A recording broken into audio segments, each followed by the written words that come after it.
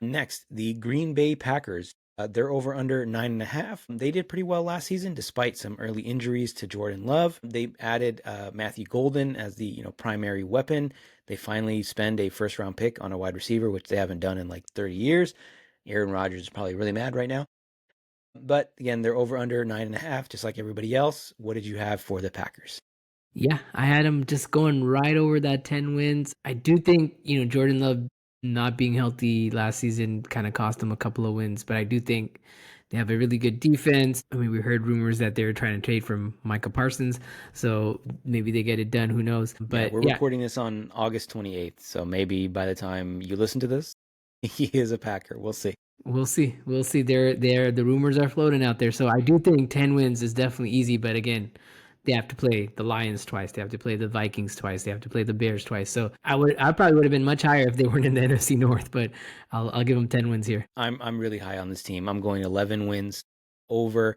ChatGPT is not high on this team. They have him at 8 wins. I am a believer in Jordan Love. I think if you do get a full healthy season from him, I think he has the potential to be an elite quarterback, especially in the NFC, which is currently lacking in some of these elite quarterbacks. If you ask 10 people who the best quarterback in the NFC is, you probably get 5 answers. So there's a lot of debate there. So I think there is a path for them to be one of the better teams in the NFL. I think they're going to be the Vikings of last year, where they're a wild card team, even though they win, 12, maybe 13 games. So I definitely think they have the potential to do that. I love Josh Jacobs. I love the weapons they have. They have, two good tight ends. Most teams don't have one. So a lot of talent on this side of the ball. And defensively, if they get Micah Parsons, that's a different conversation. I definitely could see them challenging. I wouldn't be surprised if they win the division, regardless of whether they get Parsons or not. But that would definitely change their projection if that happens. So on the fantasy side, who you got here for them? Yeah, I went with my sleepers, Tucker Kraft. I do think he can be very fantasy relevant here. I think he could finish as a top 5 tight end actually in fantasy. Like if I'm like that high on Tucker Kraft here. Like if he gets I think there's volume there, and I think Golden is the only other person that can kind of steal some volume from him. But that's really it. I don't like the rest of the Green Bay wide receivers. I don't love Jayden Reed.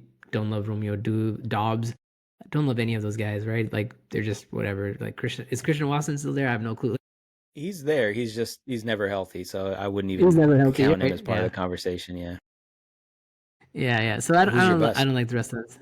My bust is it's Josh Jacobs only because he had so much volume last year. I think again, like this is the same kind of thing with Saquon, right? Where it's like too much volume is never good the next year for the running back. And Josh Jacobs' body's gonna be he's gonna get banged up, I feel, and you're gonna have to rely on one of those backup running backs like Marshawn Lloyd or whoever else is there on the Green Bay depth chart. But yeah, so I'm down here for Josh Jacobs for me because of the volume he had last year.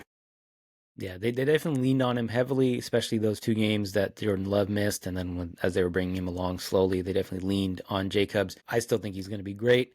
I think they may work him in the passing game a little bit more to get him out in space. He scored his first receiving touchdown last year, which was crazy, like first career receiving touchdown, which is a crazy stat considering he's been around for a while now. Like he actually, I think he was in Oakland, yeah, so he's been around for a few years now.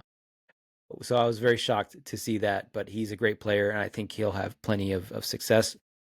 Again, my sleeper, not even really a sleeper, but I'm seeing some people kind of forget about him, and that is Matthew Golden. I think he's not listed as a starter right now on their depth chart, which is surprising, but I think he'll overtake some of the guys in front of him, and that leads to my bust, and that's Romeo Dobbs.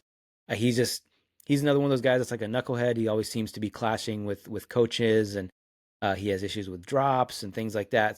He's just a guy, he's like a George Pickens type where it's like at some point the talent is not going to be worth the headache that he brings to the game.